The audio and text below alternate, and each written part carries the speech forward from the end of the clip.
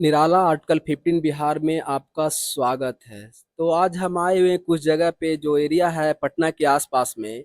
तो मैं पूछना चाहता हूँ, कुछ लोग हैं जिनसे हम इंटरव्यू लेना चाहते हैं। तो आप बताइए सर, आपका शुभ नाम क्या है सर? मेरा नाम डॉक्टर अरमान आलम हुआ। मैं assistant professor department of psychology ANS college बाढ़ पाटलिपुत्रा यूनिवर्सिटी के अंतर्गत आता है। यहाँ पर हम पोस्टेड हैं। ओके सर, मैं आपसे एक क्वेश्चन करना चाहता हूँ sir. What is psychology? Psychology क्या है? Why should learn psychology? What is reason behind psychology? क्या है साइकोलॉजी? क्यों पढ़ना चाहिए? अगर पढ़ते हैं तो इसके पीछे रीजन क्या है? देखिए, साइकोलॉजी जो है ना, साइकोलॉजी के अंतर्गत हम लोग खास करके दो चीज़ पर फोकस करते हैं। ह्यूमन बिहेवियर और उसका ब्रेन का अध्ययन करते हैं। अब जिस सब्जेक्ट में अगर व्यवहार का और हम माइंड का अगर अध्ययन करते हैं, तो ये व्यवहार और आपका माइंड ये तो हर जगह है। इसका रीज़न क्या है कि हर वो सोसाइटी में हर वो व्यक्ति वो साइकोलॉजी जानना ही चाहिए। और वहाँ पर हम लोग कोशिश करते हैं कि आए दिन जो साइकोलॉजी आज के डेट में जो बहुत सारे प्रॉब्लम जो फेस कर रहे हैं लोग, वो उसका हल कैसे हो सके, ये एक साइकोलॉजिस्ट ही अच्छे से उसको डिफाइन कर सकता है, बता सकता है। तो बतलाना चाहते हैं सर, क्या आपको लगता है कि अगर इस मैसेज को अगर साइकोलॉजी के बारे में अगर हम चर्चित करेंगे तो आपकी बातों के द्वारा, आपके शब्दों के द्वारा लोग इस चीज को समझ सकते हैं और इसका नाम को एक विटनेस हो सकता है साइकोलॉजी सब्जेक्ट का? बिल्कुल, बिल्कुल हो सकता है। साइकोलॉजी जो सब्जेक्ट है, साइकोलॉजी जो है आज से नहीं, आज से 16वीं शताब्दी यानी कि आज से 600 बरस पहले साइकोलॉजी को फिलॉसफी में पढ़ा जाता था। धीरे-धीरे आज वो फिलॉसफी से अरस्तू के सहयोग से अलग निकला। आज पूरे इंडिया ही नहीं, पूरे वर्ल्ड में साइकोलॉजी जो है काफ़ी लोग इससे जुड़ चुके हैं। हमको लगता है कि हर वो यूनिवर्सिटी पूरे वर्ल्ड में जहाँ पर साइकोलॉजी की पढ़ाई हो रही है और लाखों के लाखों संख्या में हर साल बच्चे साइकोलॉजी से डिग्री हासिल करके अपने समाज में कुछ अपना योगदान दे रहे हैं साइकोलॉजी के क्षेत्र में। सेकेंड क्वेश्चन है sir, can you explain religion and caste? देखिए, ये दोनों जो है, अगर हम अपने साइकोलॉजिकल पर्सपेक्टिव में अगर बात करें, सेकुलरिज़्म एंड रिलीजन की बात करें, कास्टिज़्म की बात करें।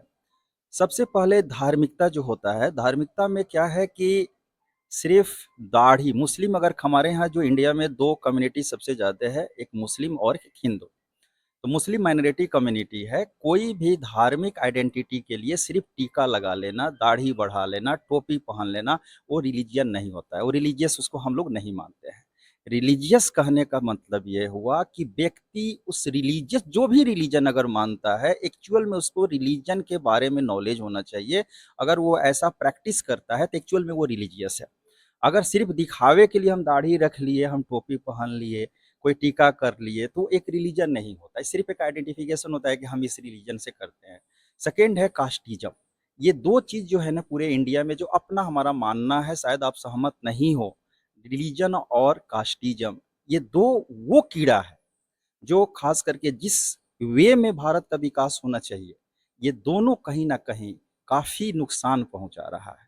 हमको सबसे पहले रिलीजन और जातीयता, ये दोनों से उठकर मानवता पर हमको ध्यान देनी चाहिए। सबसे पहला मानवता ही हमारा धर्म है, मानवता ही हमारा जाति है। Why they are not following observing? What is reason behind? क्यों लोग आज के डेट में लोग इसका फॉलो नहीं कर रहे हैं, अनुसरण नहीं कर रहे हैं? आखिर इसके पीछे कारण क्या है? क्योंकि लोग ना रिलीजन को समझ रहे हैं, ना कास्ट को समझ रहे हैं। दिन पर दिन ऐसा हो रहा है कि इसका मतलब कि इसका कोई कंक्लूजन निकलता ही नहीं। ये सबसे देखिए, इसमें क्या है कि हमारे समाज में बहुत सारे लोग हैं, जो एक-एक इसको एक बिज़नेस के रूप में बना लिए हैं। लोग को अपने तरफ अट्रैक्ट कर रहे हैं, अपने तरफ ला रहे हैं और सही जो किसी रिलीजन का जो मार्गदर्शन जो मार्ग है जाने के लिए, वो सही नहीं बता पाते हैं। और आज भी हमारा एजुकेशन लेवल हमारे ख़ास करके बिहार के कॉन्टेक्स्ट में लोगों में कमी है। अगर उनमें एजुकेशन होगा, तो सही से रिलीजन को समझने का मौका मिलेगा और उस तरह से अपना प्रैक्टिसेस करेंगे। चलिए, बहुत बहुत धन्यवाद सर। और सचमुच में आज मुझे एक डॉक्टर अरमान सर से मुलाकात हुआ और इन्होंने जो भी हमने क्वेश्चन किया बहुत अच्छा दिए।